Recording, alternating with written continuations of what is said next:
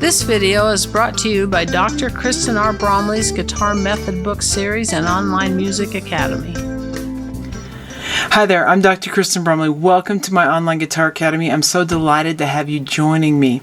Here in this quick answer episode, I'm going to talk about how to change the strings on a steel string acoustic guitar. So if you're interested in changing the strings on a nylon string guitar, you can check out my quick answer video on that. Or if you're interested in how to change them on the electric guitar, you can check out my quick answer video on that. There's some little nuances between the different types of guitar, but it's essentially the same.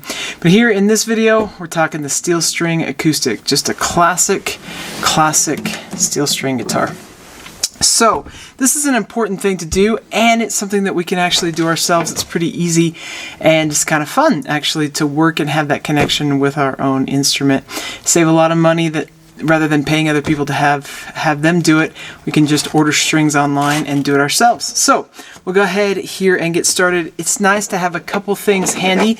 One is a string winder. I highly recommend these. Make it so you don't have to turn the tuning keys by hand, but you can actually wind it pretty fast. This was made by D'Addario. It's a nice little one.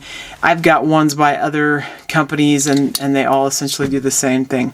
This particular one does have a wire cutter, which is nice, and for the acoustic guitars, it's kind of useful. It's got a little cutout here at the back that'll help us pop the pins that we'll see when we get to that part. The other thing that's helpful to have on hand is a tuner. So as we tune up the strings, we can have a tuner that can help out with that.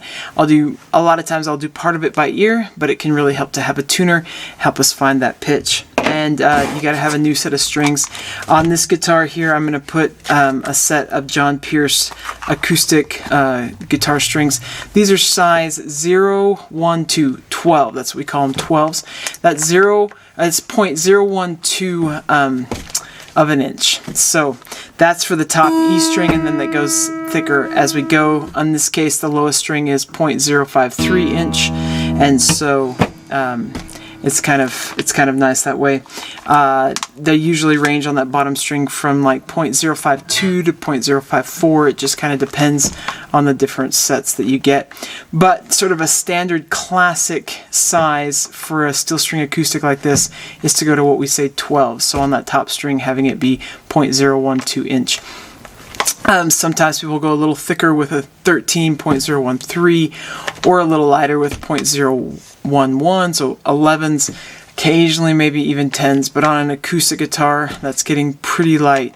That's more of an electric guitar size that we like. So for steel string acoustics, sort of the standard size to go to is 12, so 0.012 inch on that top string. Okay, and I usually like phosphor bronze coated. So they're steel strings, meaning the main wire on the guitar is steel, and the wire running between these bottom, usually 4 strings with an acoustic, is steel as well, but on the outside is a wire that's wrapped, and I like the phosphor coated bronze sound usually.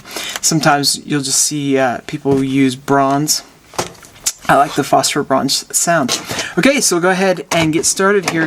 The first thing we want to do is start taking off the strings. Though we usually only want to do 1 or 2 strings at a time. So it's not good to take them all off unless you absolutely have to.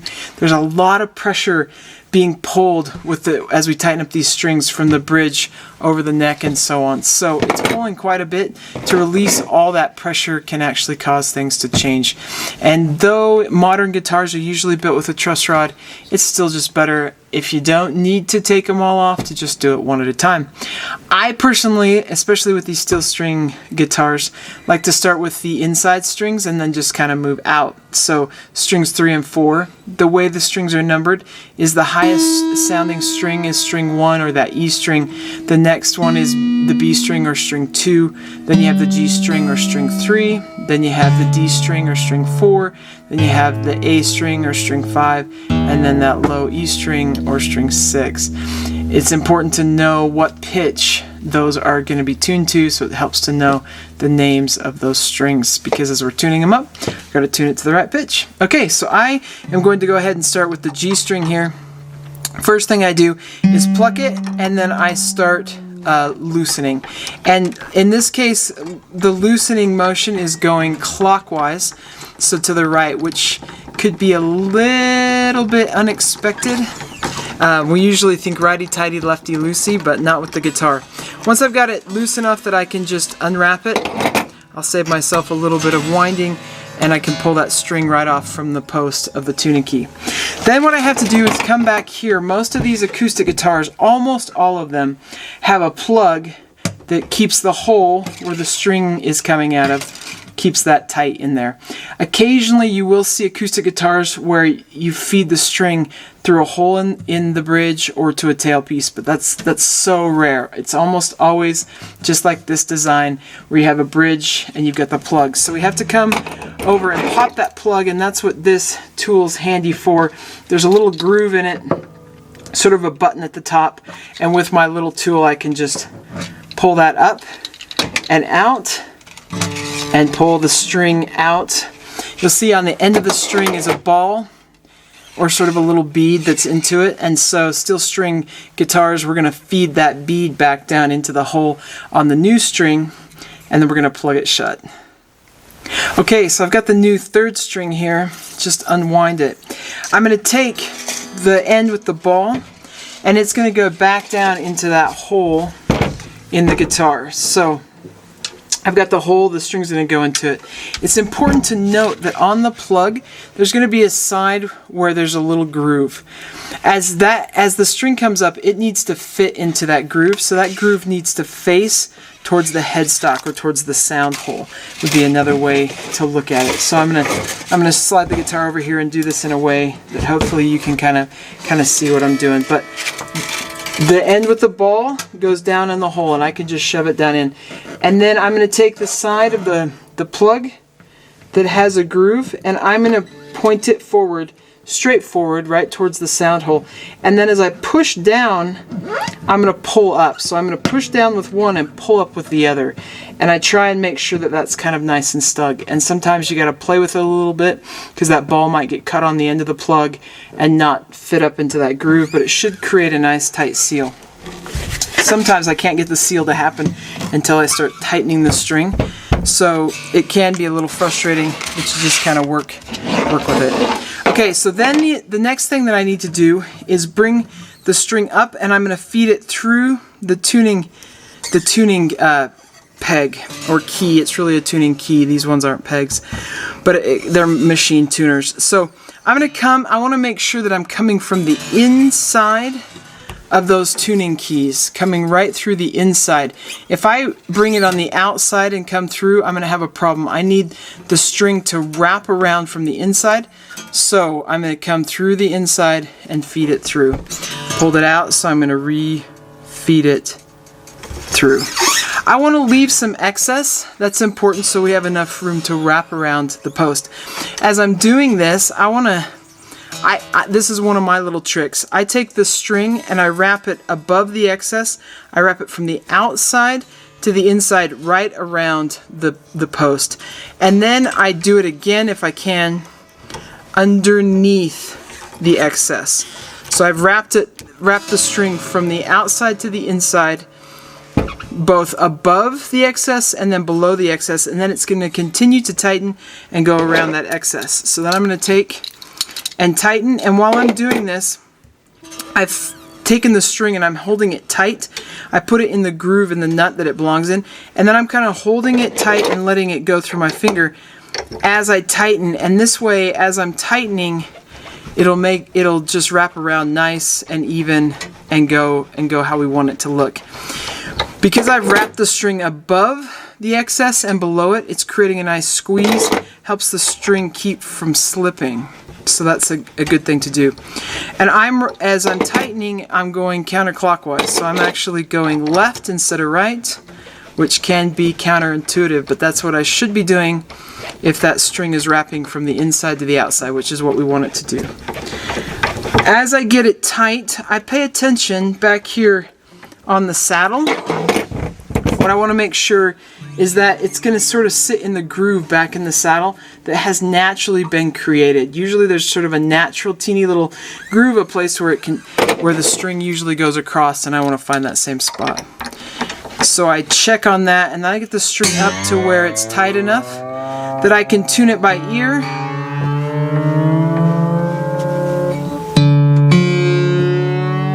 I'm listening for the interval of Here Comes a Bride between those.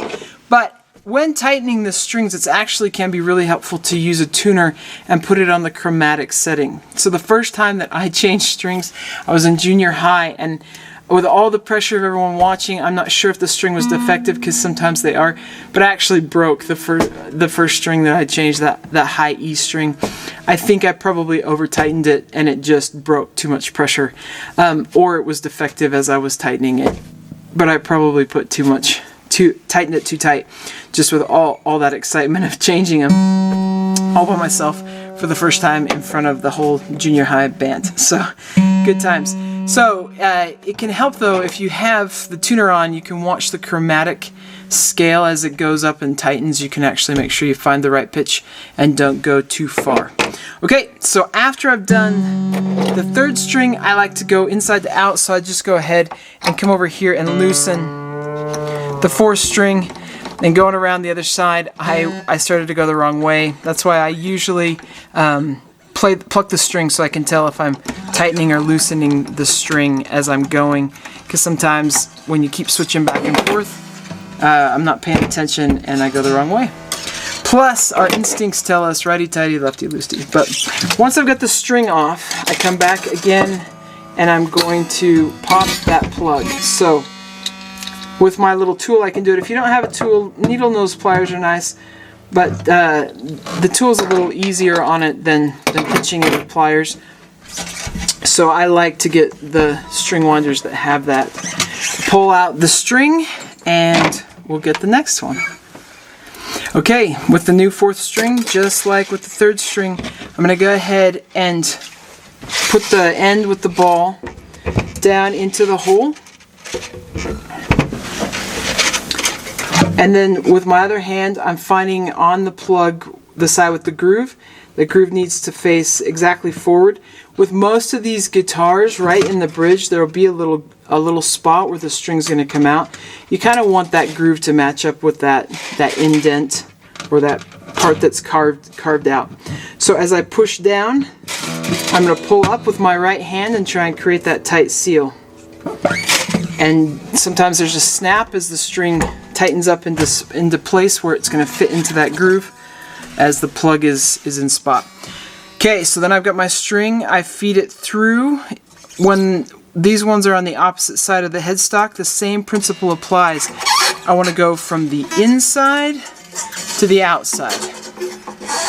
And then as I wrap around the post, I want to take my excess string and wrap around the outside to the inside. I'm going to go above the excess. Sorry, I should say the slack, and I'll call this the excess. So I take the slack and I wrap above, from the outside to the inside above the excess.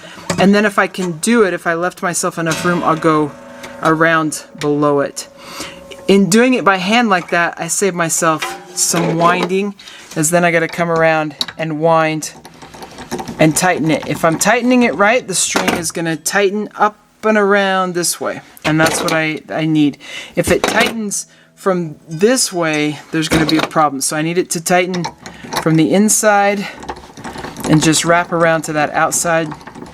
I go ahead and tighten it. Sometimes when you're tightening these strings like this, it'll pop out back at the plug. So maybe the plug wasn't set quite right, and that's okay. We just do it again. I've done this a lot, so I'm just listening for Here Comes the Bride. And I'm not too worried if it's exactly in tune at the moment. I'm just getting it in the general gist. Okay, so once I've got that string, keep moving on the outside. It really doesn't matter which direction I go, but I'm going to go ahead personally and just loosen the B string, which I just started going the wrong way. When loosening the strings, it can be really helpful to step back and stay away, because once in a while, releasing all that energy on, especially on older strings, but it can even happen with newer ones, will cause them to break and snap, and it can hit you and give a little bit of whiplash. When I'm changing strings, I usually have needle nose pliers on hand. Sometimes when trying to untie these or pull them off, it's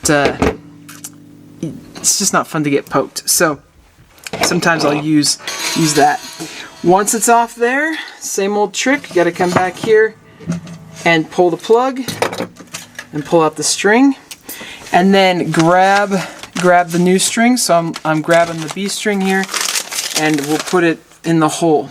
With these top two strings on a steel string acoustic, it's just the wire, so there's no round wire wrapped around the outside. These ones can be a little slipperier, and that's especially going to matter when we tighten it around the tuning peg. But even back here at the back, you may find a little bit of squirreliness.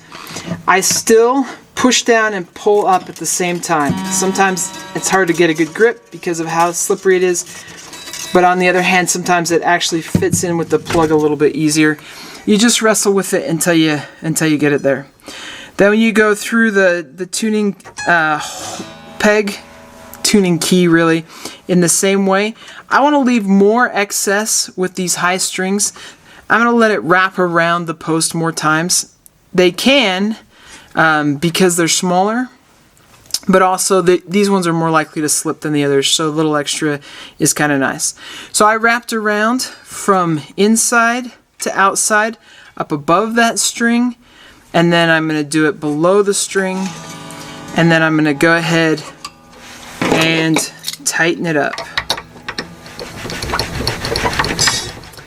As I'm tightening, I'm going to be sure that the string is fitting right in its groove in the nut, so I'm going to be holding it tighter with my hand. I'm also going to pay attention back at the saddle to make sure it's fitting into the little spot, sort of its spot along the saddle. Sometimes you'll hear a little bit of snap, crackle, popping, you might say, as you're doing it. Now, the tuning between the G and the B string is a little bit different, and so I'm going to demonstrate here using the tuner. It can help.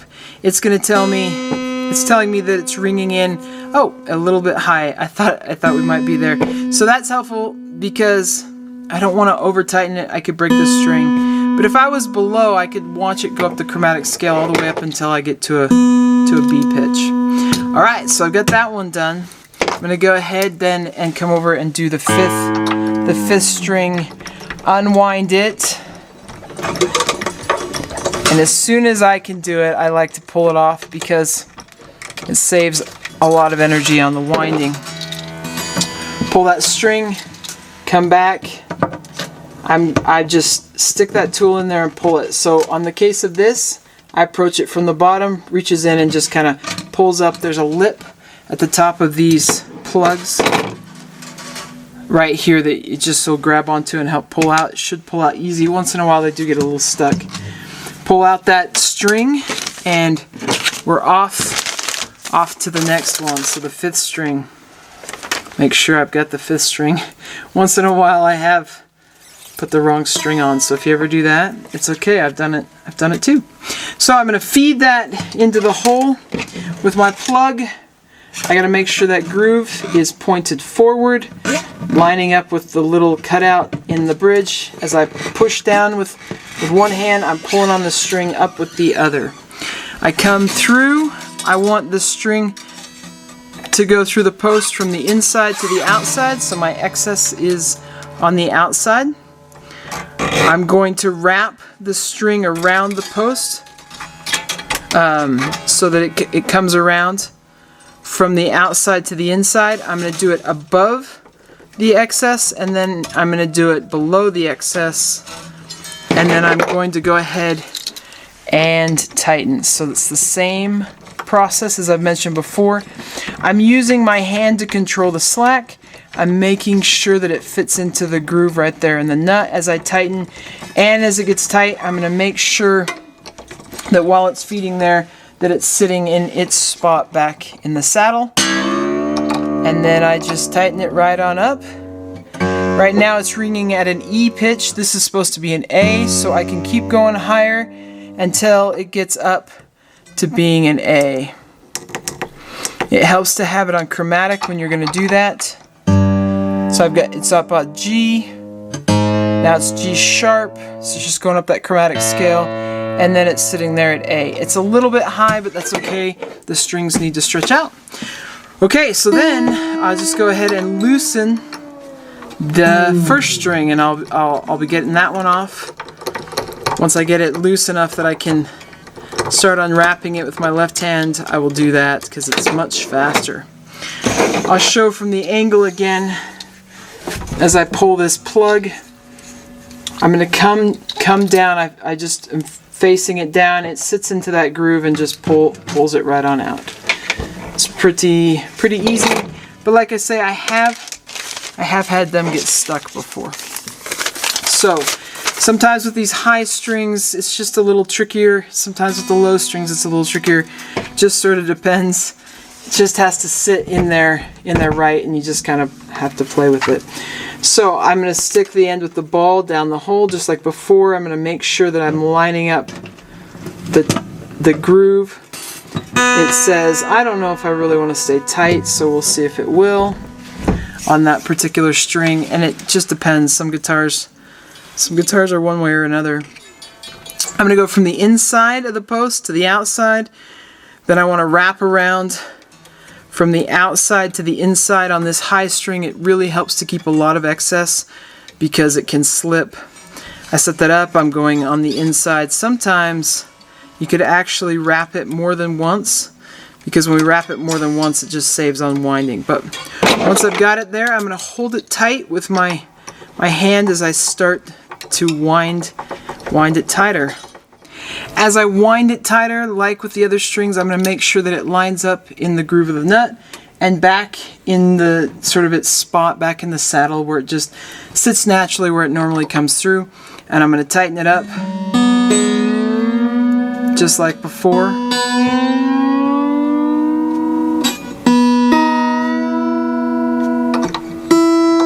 And there we are. Okay, so once I've done that string and everything is sitting there nice and tight, I'll go ahead and do the last string. So for this particular case, it's the 6th string. I've loosened it up, and as soon as I can, I'll go ahead and unwind it. One more view back here with pulling the plug. So I just approach it. This straddles the string. I grab that little groove there in the plug, and I'm able to pull it right out. Out goes the old string, and in goes the new, which look much fresher. So the end with the ball, I'm going to go ahead and stick that right down into the hole. And then I've got the plug, making sure the groove is facing forward, so lined up with the little groove in the bridge. And as I push down with one hand on the plug, I'm pulling up on the string with the other until it feels tight. I go from the inside of the plug to the outside. With this low string, there's never quite as much room to wrap as much excess, so you can't leave as much slack. So I can't always actually have the room to physically wrap it around on both sides. When that's the case, I just wrap it around on the top, and then as I tighten, I make sure that it goes under the excess wire that's sticking out, and I just kind of wrap it there and let it go, because I didn't have enough slack in the line to be able to do it without just starting the winding process. As I wind, I'm still taking out the slack in my hand, finding the groove as it gets going. Oops. We're getting a little... It says there was a little too much excess, so it's going to wrap it up a little bit, doubling, and that's okay. I make sure that it's fitting into the nut and back here into its spot in the saddle, and then I tighten it up. As I tighten it up, it says D, D sharp, and then I'm at an E, so I'm sitting there. So a lot of times when I do these strings, I'll go ahead and just tug on them a little bit to help them stretch out. Steel strings usually stretch out pretty quickly. Not always, but usually. And then I go through and tune it up. So once I've got it tuned up, then I usually go and play it some and readjust, retune as I need to. Another thing that I often need to do is come along and just shove these plugs in nice and tight. They might have slightly adjusted as we were tightening the strings and come out. So I just go along and make sure they're in nice and tight. Strum the strings, play, get them so they're kind of out of tune again, retune, and do that over and over until they're staying pretty much in tune. Once I'm confident that the strings are going to stay in tune, and that they're not slipping or coming out from the plugs or slipping up here at the tuning keys, then I go ahead and cut off the excess. So with this this particular string winder, it does come with a wire cutter, so I usually just go ahead and use that. I cut it about as close to the post as I can get it.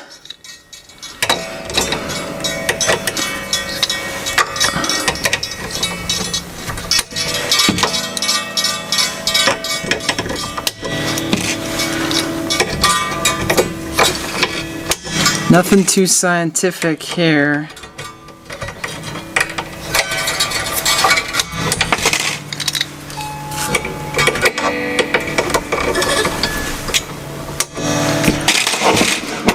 Once I've cut them all off, I usually take needle nose pliers, and sometimes actually if my string winder doesn't have cutters or I don't have a wire cutter, then I'll just be using these. But I like to have the cutters that are a little smaller so you don't have to have this nose that can ding up the guitar getting in there. But I will go through though and I will take out that teeny bit of excess and I will bend it down towards the headstock and sometimes even tighten it in there, because the thing that is no fun at all is to get poked by these and to get stabbed. It's worse than a paper cut. So I just bend them down so that when I come across, I'm not going to come nailing into any string that's sticking up, just waiting to poke me and give me a nice big stab right in the finger or the hand. It's not fun. So I just take that little bit of excess that's left after I cut it off, bend it down, tighten it in towards the headstock, and I don't have to worry about getting poked. Alright, the one other thing that I usually do when I change the strings is I usually polish up the guitar. So depending on the finish the guitar has, there's different cleaners and polishers you can use to kind of get the oils off. I usually wipe down the guitar after most playing sessions, most practice sessions. I'll do that just to keep those oils off because they can eat through at the guitar. You can check out the video on basic maintenance tips for other ideas on how to take good care of the guitar. I hope that helps though with changing the strings. I hope you're having a blast playing the guitar, and I hope to see you again. If you found this video helpful, please hit the like button and subscribe to the channel. For more in-depth lessons and to progress through a free guitar course, check out my Guitar 101 series on YouTube and my guitar method books, which all come with access to hours of in-depth video lessons. You can find more information about me and my products at KristenBromley.com. Take care.